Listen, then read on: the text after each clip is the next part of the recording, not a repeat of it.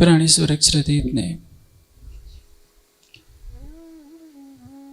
श्री महामती जी के धाम हृदय से खिलवत की जो रसधारा बहाई है, उस रसधारा में आठों सागरों की किरण दृष्टिगोचर होती है। लेकिन उसमें प्रवेश करने से पहले एक शर्त होती है, और वह शर्त इस चौपाई में मुखरित होती है। एही पट आड़े तेरे और जरा भी ना। हमारे और धनी के बीच में एक पर्दा है, और उस पर्दे के सिवा और कुछ भी नहीं है। पर पर्दा क्या है? मैं का पर्दा। खिलवत के प्रारंभिक 4 प्रकरणों में मैं को छोड़ने का प्रसंग है। संसार का बड़ा से बड़ा योगी हो, बड़ा से बड़ा विद्वान हो, बड़ा से बड़ा भक्त हो, उसके और परमात्मा के बीच में मैं का पर्दा हो जाता है। स्वयं के अस्तित्व का बोध।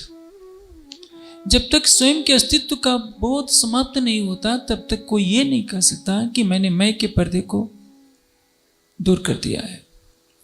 जैसे कोई व्यक्ति इतना विनम्र हो जाए कि झुक झुक कर सबके चरण छूता फिरे, सबके चरणों में साष्टांग लौट जाता रहे, और कहीं उसके मन में आ भी जाए, मुख से कहे चाहे ना कहे, कि मैं खुद ही को जीत लिया है, क्योंकि मैं सबके चरणों में लौट हो जाता हूं, मेरे अंदर तो अहंकार है ही नहीं।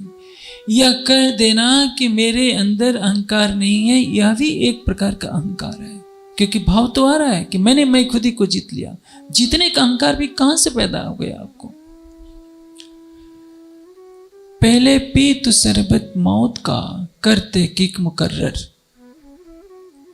देखिए, मुझे पूरी तरह से जानकारी तो नहीं है कि विष को जब पिया जाता है तो कैसा लगता है। सल्फास आजकल जानते हैं कितना विषैला होता है।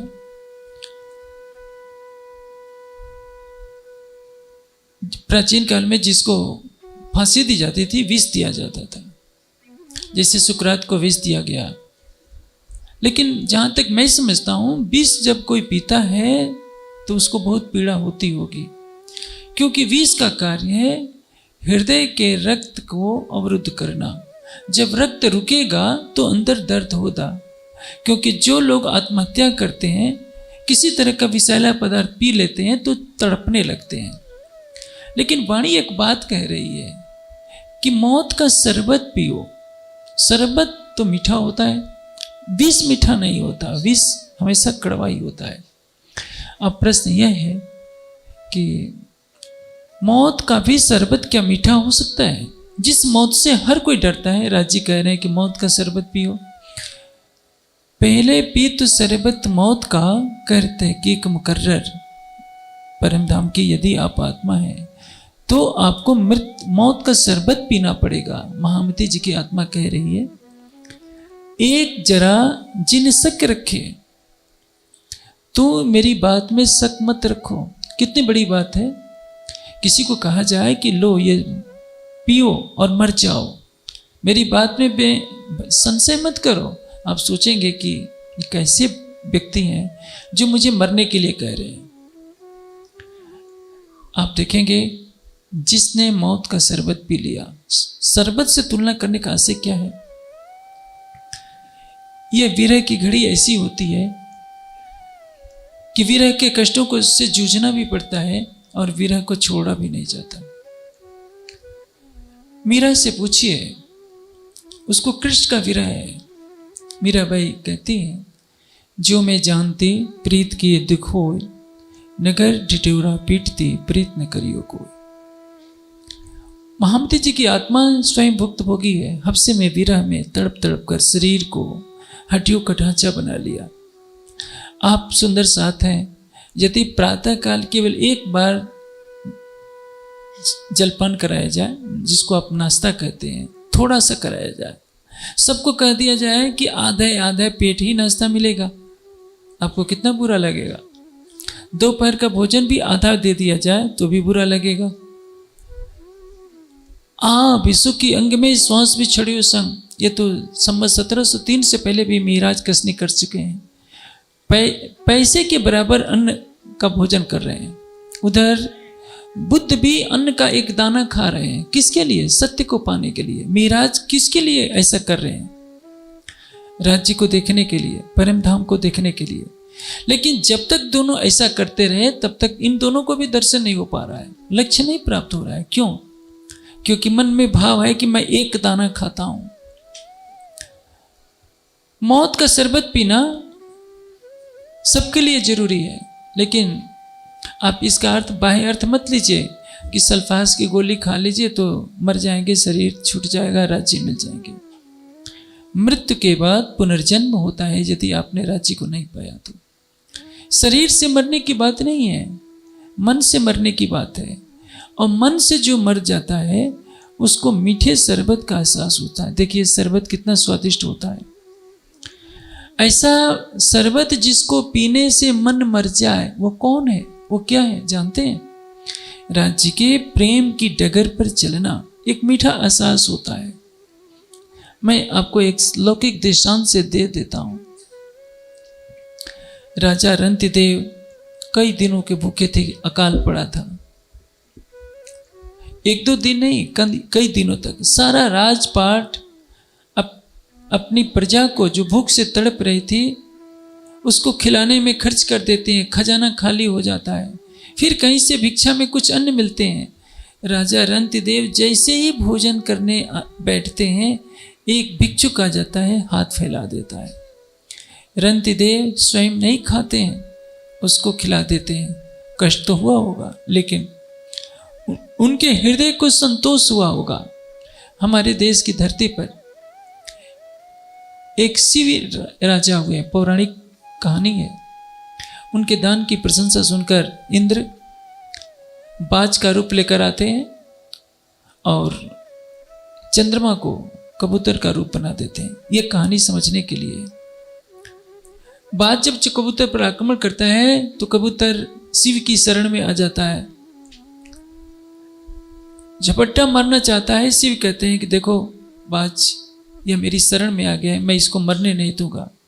शिव से कहता है बाज रूपी इंद्र कि यदि तुम इसको बचाना चाहते हो तो मैं भूखा हूं, तुम्हें अपने शरीर का मांस तो देना पड़ेगा। शिव तैयार हो जाते हैं कि तुम्हारी भूख मिटाने के लिए मैं अपने शरीर का मांस दे दूंगा। तराजू के पलड़े पर दोनों बैठ जाते हैं। एक तरफ बाज बैठता है, एक तरफ शिवी बैठते हैं तलवार लेकर। वो तो मायावी बाज था, साक्षात देवराज इंद्र थे, परीक्षा लेने के लिए आए हैं। पहले शिवी अपने पैर काटते हैं, शरीर का एक एक अंश काट करके तराजू पर रखते जाते हैं, लेकिन वह तो नाम ही नहीं ले रहा है बराबरपन होने का। क्योंकि बाज की शर्त है कि कबूतर के वजन के बराबर आपको अपने शरीर का मांस देना पड़ेगा। और शिवी अपने शरीर का मांस काट कर कभी पैर काटते हैं, हाथ काटते हैं, सीना काटते हैं, उस पर तराजू पर रखते जाते हैं। जब गर्दन काटने की बात आती है तो इंद्र प्रकट हो जाते हैं बाज का रूप धारण छोड़कर और कहते हैं कि शिवी, इस संसार में तुम्हारे जैसा कोई त्यागी राजा नहीं है। आप सोचिए, राजा शिवी जीव सृष्टि के महापुरुष हैं। आपकी तरह ईश्वरीय सृष्टि नहीं है, ब्रह्म सृष्टि नहीं है, लेकिन सत्य की रक्षा के लिए, शरणागत की रक्षा के लिए अपने शरीर का मांस काट काट देने के लिए तैयार है। आप तो परम धाम के ब्रह्मपुनी हैं। राज्य खिलवत की सुगंध देने से पहले आपको 4 प्रकरणों में केवल यही बात समझाएंगे, केवल मैं खुद ही को छोड़ दो। आपके पास बहुत विद्या है, आप बहुत बड़े विद्वान हैं, तो विद्वता का अहंकार छोड़ दीजिए कि मैं बहुत बड़ा विद्वान हूं। आपको जो विद्या दी गई है, ज्ञान दिया गया है, संसार के कल्याण के लिए दिया गया है। आपको जो धन दिया गया है, भोग विलास के लिए नहीं दिया गया है। आपको धन दिया गया है मानवता की सेवा के लिए। आप सोचे बैठे हैं कि ये मेरा है। आप किसको देना चाहते हैं? अपने पोते पोतियों के लिए, रिश्तेदारों के लिए। आपका तो शरीर भी नहीं है, एक शरीर का रोमा भी आपका नहीं है। जब पक्षी पिंजरे से उड़ जाएगा तो इस शरीर को जला दिया जाएगा। फिर भी आप सबको सुना सुना कर कहते हैं, आपको पता है ये मेरी कोठी है, ये मेरा परिवार है, ये मेरा धन है, ये मेरा शरीर है। आपका शरीर जब आपका नहीं हुआ तो आपकी धन दौलत आपके साथ कहाँ जा सकती है। लेकिन मनुष्य मर सकता है, लाखों जन्मों में भटक सकता है, किंतु मैं और मेरे का बंधन उसको छोड़ नहीं सकता। मैं आपको एक बहुत सा सरल तरीका बताने जा रहा हूं। राज्य की कृपा से जो कुछ मुझे अनुभूत है, लेकिन इसका पारिश्रमिक देना पड़ेगा आपको। आप जानते हैं आज के युग में कोई भी चीज फ्री में नहीं मिलती, तो मैं भी फ्री में क्यों बात बताऊं। मंच पर बतानी पड़ रही है और आपको वचन देना पड़ेगा कि उसका पारिश्रमिक मैं मांगूंगा और देना पड़ेगा। तरीका बता देता हूं, और पारिश्रमिक यही है कि जो मैं बता रहा हूं उसका पालन कीजिए। आप निश्चिंत रहिए, राजन स्वामी आपसे व्यक्तिगत हित के लिए 1 रुपया नहीं मांगेगा। मैं अपने कफन के लिए भी पैसे नहीं मांगूंगा आपसे। हाँ, समाज के लिए मांग सकता हूं, अपने व्यक्तिगत हित के लिए कोई मर्जी न देना। देखिए, शरीर से जब आप परे हो जाएंगे तो मैं से परे हो जाएंगे। 3 शरीर हैं, स्थूल सूक्ष्म कारण। कारण शरीर में चित्त आता है, चित्त में जन्म जन्मांतरों की वासनाएं हैं, मन में संकल्प विकल्प है, बुद्धि में विवेचना है और अहंग में अहंकार भरा है। अपनी विद्वता का, अपने ज्ञान का, अपने सौंदर्य का, अपने कुल का, अपने रूप का। हिमालय में साधना करने वाला अहंकार रखता है कि मैं हिमालय का योगी हूं, सबको बताता है कि मैंने हिमालय में इतने दिन साधना की है। यदि कोई विनम्रता की मूर्ति बन जाता है, सेवा की मूर्ति बन जाता है, तो ये चाहता है कि संसार उसको विनम्रता की मूर्ति कहे, सेवा की मूर्ति कहे। अंदर कौन बैठा है? अहंकार। एक बीज है, मिट्टी में जब दबा दिया जाता है तो नया पौधा उगता है। जब तक उसका कुछ भी अंश दिख रहा होता है वो अंकुरित नहीं होगा, सड़ जाएगा। इसलिए राज्य को पाना है तो क्या करना पड़ेगा? पहले आप मुर्दे हुए, 3 दुनी करी मुर्दार, हक तरफ हुए जीवते, उड़ पहुंचे नूर के पार। ये आंखें हैं, दूसरों को देखती हैं, लेकिन बिना दर्पण के सारे स्वयं को नहीं देख सकती। इन आंखों से आप आगे को देखते हैं तो पीछे की तरफ नहीं दिखाई देता। आप परम धाम में थे तो संसार नहीं दिख रहा था, आप संसार में हैं तो परम धाम नहीं दिख रहा है। आप शरीर को देखते हैं तो स्वयं को नहीं देखते हैं। जब स्वयं को देखेंगे तो शरीर नहीं दिखाई देगा, क्योंकि ये शरीर तो ये पिंड रूपी शरीर ब्रह्मांड का सूक्ष्म रूप है। आपको पिंड और ब्रह्मांड से परे होना है तो पहला कार्य करना होगा आपको कि ऐसे आसन पर बैठिए जिसमें आपको पता ही नहीं चले कि कुछ कष्ट होता है। आप अपने शरीर की प्रकृति के अनुसार जब आप चितवनी में बैठते हैं तो पद्मासन, सिद्धासन, सुखासन, सरलासन, स्वस्तिकासन, समस्तवासन, ये लगभग 6 आसन है। पीठ गर्दन को सीधी रखिए और इस तरह से बैठिए कि आपको जैसे हाथ है तो ऐसा भी ना हो। जब आप स्थिरता करने का अभ्यास कर लेंगे तो क्या होगा? आपका रक्त संचार धीमा धीमा पड़ना शुरू हो जाएगा। एक ऐसी स्थिति आ जाएगी कि आपको अंगुली हिलाने में भी बोझ महसूस होगा, क्योंकि रक्त संचार अब आपका धीमा हो चुका है। और जैसे जैसे रक्त संचार रुकता जाएगा स्वतः ही आपका मन रुकता जाएगा और एक दिन समाधि तक पहुंच जाएंगे। ये छोटा सा अभ्यास है। दूसरी चीज जो मैं चीजें आज कहने जा रहा हूं, क्योंकि खिलवत का प्रसंग ऐसा पड़ गया, सुंदर साथ को आवश्यकता है। जहां तक मैं सोचता हूं इन विधाओं को बताने के लिए जल्दी कोई गुरु तैयार नहीं होता, लेकिन मैं तो कोई गुरु हूं ही नहीं। मैं तो राज्य के दुकान का एक दुकानदार बैठा हूं। राज्य कहते हैं कि इतना माल बांट दो तो मैं बांट देता हूं। मालिक का माल है, मेरा तो कुछ है नहीं, मैं तो एक नौकर ठहरा। देखिए समाधि तक कैसे पहुंचा जाता है। समाधि में बाधक कौन है? हमारा मन, चित्त के संस्कार।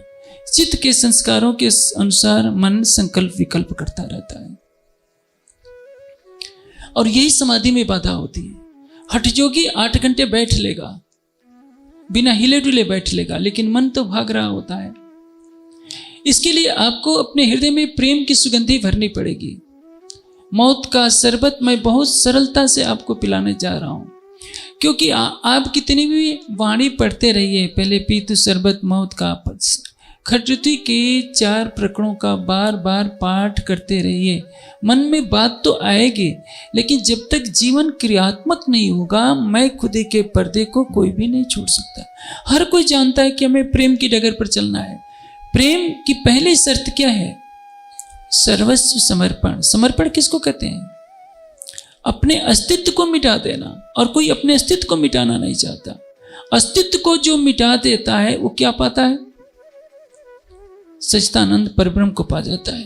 तभी तो कहा है, यही मैं खुद ही टले तो बाकी रहे खुदा। मैंने इस चौपाई की कितनी बार व्याख्या की है। मैं प्रसंग पर पूरा आता हूं। समाधि तक पहुंचने का सरल तरीका, जहां तक मैं सोचता हूं, इससे सरल तरीका शायद सृष्टि में नहीं होगा। आप सोते कैसे हैं? कभी आपने सोचा है? राज्य की कृपा से आपके जितने शयन कक्ष हैं, चाहे कक्ष के हों या ये पंडाल है, सब में जालियां लगी हैं, कोई मच्छर नहीं काटता है। कदाचित आपको खुले में सोने के लिए दे दिया जाए तो क्या होगा? मच्छर काट काट कर आपको परेशान कर देंगे। थोड़ी सी निद्रा आएगी, पीड़ा होगी, आपका ध्यान उस पर जाएगा, नींद नहीं आएगी। नींद कब आएगी? जब आप थके मादे हों, आपको पता ही नहीं चले। जब मजदूर थका मादा होता है तो बिस्तर पर हो न भी हो, जमीन पर भी निढाल होकर सो जाता है, सोता है, स्वयं को भूल जाता है। आपको भी ऐसे ही कर देना है। समाधि तक पहुंचने के लिए केवल बैठे रहेंगे तो भी समाधि नहीं लगनी है, क्योंकि आपका शरीर तो स्थिर है, मन स्थिर नहीं है। आपके चित्त के संस्कार प्रबल है, पूर्व जन्मों के संस्कार उभरने लगे हैं, और आपके मन में जो संसार है वो सक्रिय हो उठा है, तो समाधि कहाँ लगेगी? संसार से परे हो जाइए। चाहे स्थूल शरीर का संसार हो, सूक्ष्म शरीर का संसार हो, कारण शरीर का संसार। स्थूल शरीर जब शांत हो जाएगा तो सूक्ष्म शरीर भी शांत हो जाएगा। सूक्ष्म शरीर में क्या है? आप 10 इंद्रियां हैं, आंखों से देख नहीं रहे हैं, जीवा से कुछ उच्चारण नहीं कर रहे हैं, हाथ पैर नहीं हिला रहे हैं, 10 इंद्रियों पर आपका नियंत्रण हो गया तो वह सूक्ष्म शरीर के अंतर्गत आ गया। लेकिन जो कारण शरीर में जन्म मृत्यु का कारण बना हुआ है, चित्त में वासनाएं बनी है, वह आपके मन को उद्वेलित कर रही है, तभी आप समाधि तक नहीं पहुंच पाएंगे। नींद आने के लिए चिंता रहित होना जरूरी है, शरीर को पीड़ा से रहित होना जरूरी है, और नींद आपको तभी आएगी जब हिलना डुलना बंद कर देंगे, चाहे वो थकान के कारण हिलना डुलना बंद हो या आराम के कारण। कठोर जमीन पर आपको सुला दिया जाए तो चुभती रहेगी, आपको नींद तब भी नहीं आएगी। जैसे आपने निद्रा में प्रवेश किया, वैसे ही आपको समाधि में प्रवेश करना है। सरल सा नुस्खा है। जैसे मेरे और आपके बीच में एक पर्दा कर दिया जाए, ना मैं आपको देख पाऊंगा ना आप मुझे देख पाएंगे। हमें मूल स्वरूप क्यों नहीं दिख रहे हैं? क्योंकि हमारी नजर मूल स्वरूप की तरफ है ही नहीं। आंखें तो उधर हैं, दिल जो है संसार की तरफ है। उसी तरह से हमारा शरीर है। हम वाणी पढ़ते हैं, रासमा बोलते भी हैं, लेकिन दिल हमारा संसार में है। करना क्या है? संसार से परे हो जाना है। समाधि के लिए पहली प्राथमिक आवश्यकता है शरीर को स्थिर करना। स्थूल शरीर के स्थित होते ही सूक्ष्म शरीर स्थित होने लगता है। जब यह प्रक्रिया बढ़ती है, राज्य के नख से सिख तक की शोभा में जब आप स्वयं को डुबोने का प्रयास करते हैं तो क्या होता है? संस्कार संसार के समाप्त होने लगते हैं और राज्य के प्रेम का संस्कार प्रकट होने लगता है। जब राज्य के प्रेम के संस्कार की बढ़ोतरी हो जाएगी तो क्या होगा? आपको समाधि की प्राप्ति होने लगती है। मैं आपको कैसे दृष्टांत से समझाऊं? जब आप वाणी पढ़ने लगते हैं, चितवनी करने लगते हैं, तो संसार के विषय हावी हो जाते हैं। पिक्चर हॉल में आप जाते हैं तो कभी संसार की याद नहीं आती, केवल पिक्चर का दृश्य दिखाई देता रहता है। उसी तरह से, क्योंकि आपका मन पिक्चर के दृश्यों में खो चुका होता है, आपका मन संसार में खोया हुआ है, इसलिए संसार की ही याद बनी रहती है। अब आप उसको प्रेरित कर दीजिए कि रे मन, तू संसार को भूल जाए, मैं तुझे जो दिखाना चाहता हूं तू उसको देख, मुझे देखना है प्राणेश्वर को। तू मेरे और धनी के बीच में रोड़ा क्यों बन रहा है? तू अपना काम बंद कर दे। परिणाम क्या होगा? जैसे आप सोने जाते हैं, मन में कोई बात लेकर सोचते रहेंगे तो भी नींद नहीं आएगी। अब आपको जैसे निद्रा में क्या होता है? तमोगुण की अवस्था होती है, और समाधि में सत्व रज तम से परे की अवस्था होती है। निद्रा में जीव भूला होता है, समाधि में आत्मा राज्य के प्रेम में भूली होती है, स्वयं को भूल जाती है मारिफत की अवस्था में। जैसे आधी निद्रा होती है, आधी जागृति होती है, तो स्वप्न होता है, मन संसार को देख रहा होता है। उसी तरह से जब आप चितवनी कर रहे होते हैं तो कभी राज्य की शोभा आती है, कभी चली जाती है, तो आप स्वप्न देखने जैसी अवस्था में विचरण कर रहे होते हैं। कभी आपको आभास होता है कि हम चितवनी कर रहे हैं, हमारे खुजलाहट हो रही है, कभी खुजला भी लेते हैं, कभी लगता है कि कोई आ भी रहा है। ये सपना देखने जैसी अवस्था है। तो आपको स्वप्न को भी छोड़ना है, जैसे गहरी निद्रा में प्रवेश करना है कि स्वयं को भूल जाएं, उसी तरह से चितवनी में प्रवेश करना है कि कैसे हम संसार को भुला दें। और इसके लिए प्रेम का मार्ग होता है। मैंने सरल से सरल तरीका बताया, जैसे निद्रा में प्रवेश करते हैं उसी तरह से समाधि में प्रवेश करना है। समाधि का अर्थ ये दुनिया वाले जो समाधि लगाते हैं वो नहीं कि गड्ढा खोद लिया। आजकल तो व्यापार बन गया है, लोग नशे के वस्तुओं को खा करके गड्ढे में पड़ जाते हैं, ऊपर मिट्टी से ढका देते हैं और कहते हैं कि हम 4 दिन समाधि में रहे, और माया में पूरी तरह से लिप्त रहते हैं। वो तो हठयोग की क्रिया है, उसको समाधि नहीं कहते हैं। समाधि का अर्थ क्या है? धारणा ध्यान का परिपक्व होना। राज्य श्यामा जी के नख से सिख तक की शोभा यदि लगातार 2 घंटे 3 घंटे 4 घंटे बनी रहे, कुछ और न मन में बात आए, तो उसको समाधि कहते हैं। उस अवस्था तक पहुंचने के लिए आपको कभी आहार की शुद्धि करनी पड़ती है कि मन की चंचलता घटे, क्योंकि यदि आपके अंदर तमोगुण ने प्रवेश कर लिया तो आप समाधि तक प्रवेश नहीं कर पाएंगे। सुंदर साथ में आहार की तामसिकता इतनी है, हमारे अच्छे अच्छे स्थानों में, अच्छे अच्छे मंदिरों और आश्रमों में भी बहुत उत्तेजक भोजन खाने को मिलता है। मैं नाम क्या लूँ, हमारे प्रसिद्ध स्थानों में तो इस सब्जी में इतनी मिर्च पड़ी होती है कि लाल लाल लाल ही नजर आता है। एक कहावत कही जाती है कि मुझे याद नहीं आ रही, गुजराती में, जिसने सूरत का भोजन नहीं किया उसने कुछ नहीं किया, क्योंकि वहाँ का भोजन चटपटा होता है और वहाँ के मंदिर में भी वैसे चटपटा खाने को मिलता है। उस भोजन को खाकर तो कोई 100 साल में भी समाधि नहीं ला पा गए। पहली जो प्राथमिकता है कि आपका मन भागे नहीं, शरीर हिले डुले नहीं, और मैं आपसे परिश्रमिक के रूप में यही मांगता हूँ।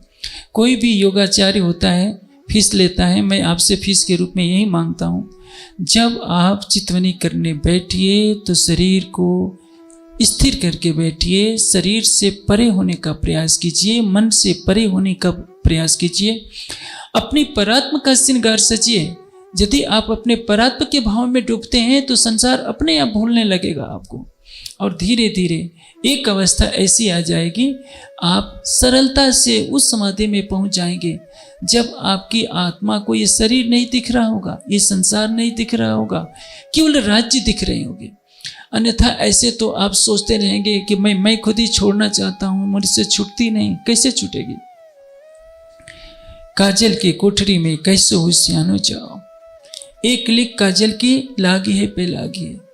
मैं आपको एक दृष्टांत से देता हूं। यदि आप कितने भी चितवनी करें, आपने कोठी बनाई है, तो जब आप उसमें रहने जाएंगे तो कोठी तो दिखाई देगी। आप झोपड़ी बनाकर वन में रहते हैं तो कहेंगे कि मैं झोपड़ी में रह रहा हूं। आप कोठी में रहते हैं तो कोठी तो दिखाई देगी। आपका शरीर बहुत सुंदर है तो लगेगा तो कि मेरा शरीर है। आपको ये समझना है कि मैं शरीर हूं ही नहीं, मैं तो परात्मा हूं, ये संसार है ही नहीं, मैं इस संसार से परे मूल मिलाव में बैठी हूं। जब तक ये भाव नहीं पैदा होगा तब तक आपकी सुरता कहां से जाएगी। इसलिए इसको प्रयास करना है। केवल विचारों के द्वारा जाना तो जा सकता है। जैसे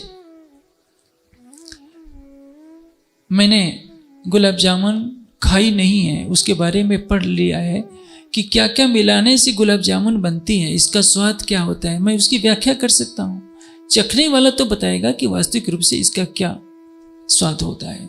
उसी तरह से जब आप क्रियाशीलता में को अपने जीवन में स्थान देंगे, जैसा मैं कह रहा हूं उस तरह से बैठने का प्रयास कीजिए। एक क्षण आएगा जब आपकी अंतर्दृष्टि खुलती जाएगी और बिना प्रयास किए मैं खुदी का बंधन अपने आप समाप्त हो जाएगा। क्योंकि राज्य का दीदार तब तक नहीं हो सकता जब तक मैं खुदी का पर्दा नहीं होता। बड़े बड़े योगी होते हैं जो कैवल्य की अवस्था में भ्रमण करते हैं, उन्हीं के लिए रांची ने कहा है, आगम भाको मन की परखो सूझे 14 भवन। मृतक को जीवित करो पर घर की न होए गम। आप किसी मरे हुए को जिंदा कर दीजिए, देखिए संसार आपके चरणों में लोटपोट हो जाएगा। अभी आजकल देख रहे होंगे ना, बागेश्वर बाबा ने थोड़ा सा चमत्कार दिखा दिया है। बेचारे ने, जनता पीछे पड़ी है, 10-10 लाख की भीड़ इकट्ठी होती है क्योंकि जनता को तो चमत्कार चाहिए।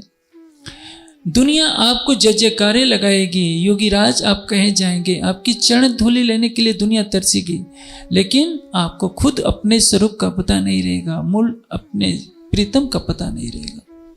अध्यात्म कहता है यदि परम तत्व को पाना है तो इन सब सारे बंधनों से परे होना पड़ेगा। क्योंकि यदि आपने संसार में प्रतिष्ठा को ही एक बंधन बना लिया तो सबसे बड़ा पर्दा होगा। सारे बंधनों को आप तोड़ सकते हैं, लेकिन मैं का यदि बंधन आ गया तो प्रीतम से मिलन नहीं हो सकता। क्योंकि प्रेम की कसौटी है स्वयं के अस्तित्व को डुबो दो, और यही तो नहीं हो सकता।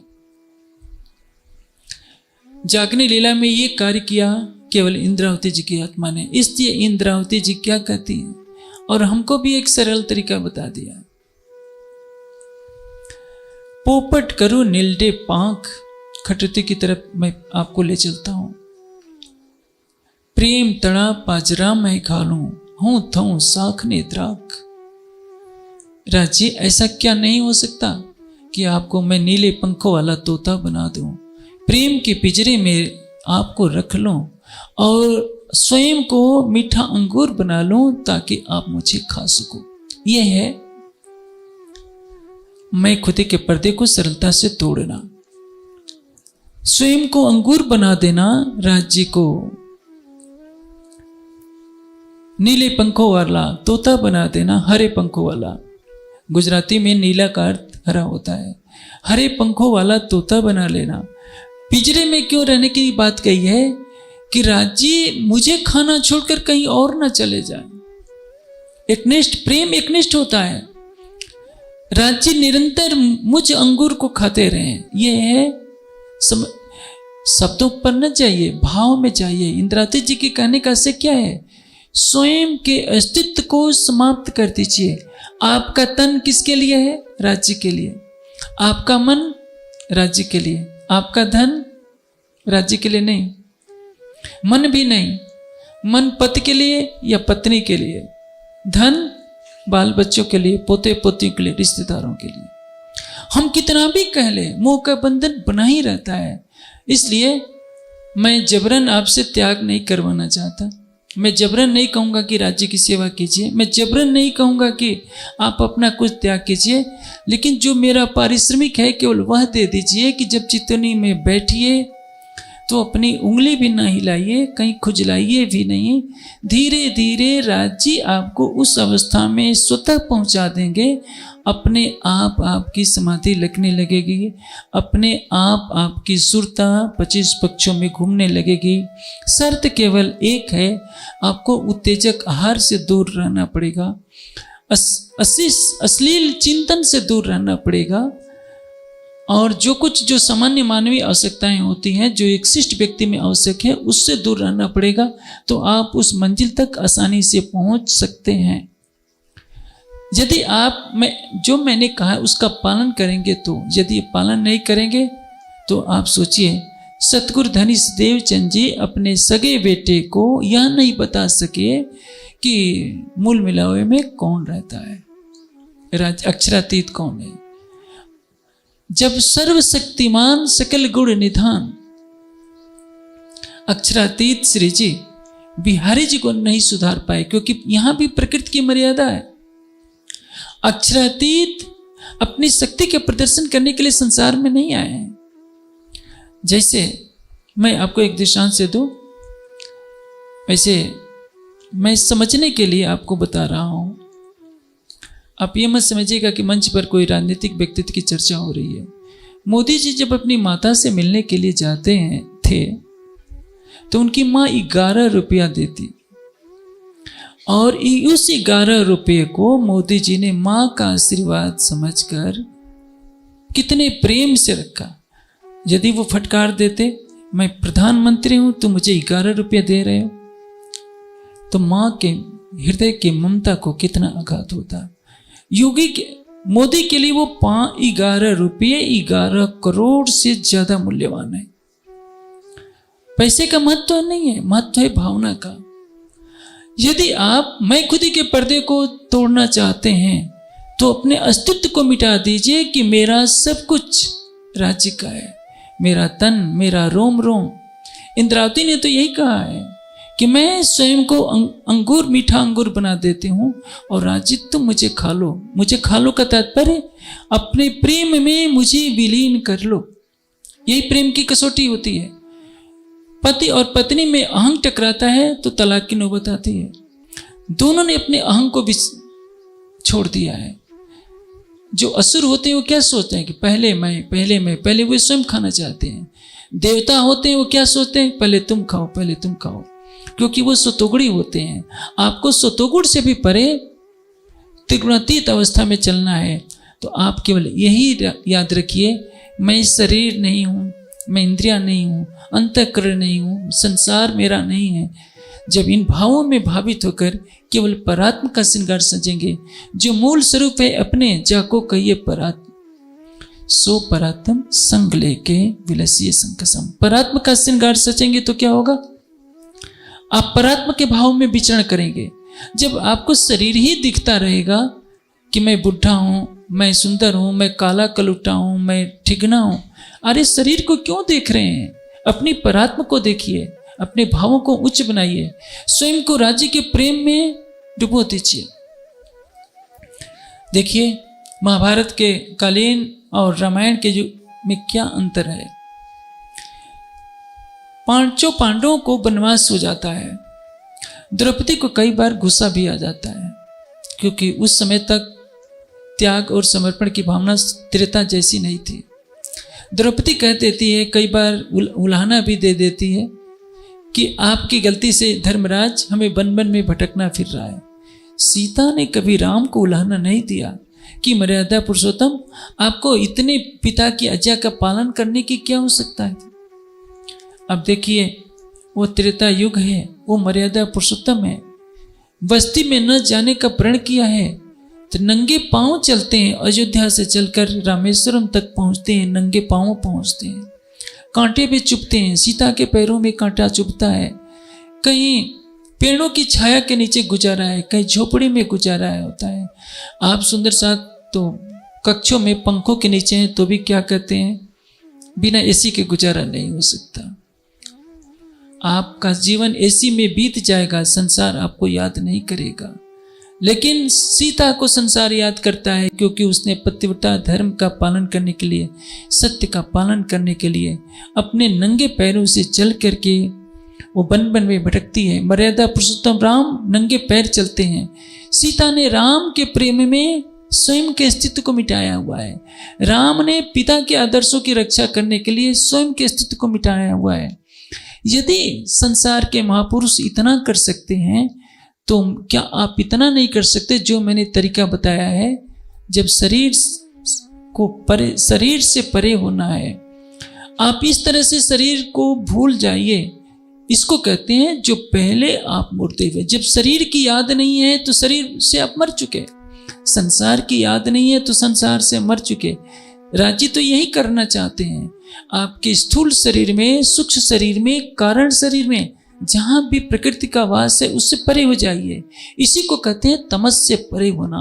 और इसके हुए बिना आप राज्य का दीदार नहीं कर सकते हैं। भले ही 100 साल तक आप चितौनी में बैठे रहिए, लेकिन जब तक आप शरीर से परे नहीं होंगे, संसार से परे नहीं होंगे, आपकी सुरता राज्य को नहीं देख पाएगी।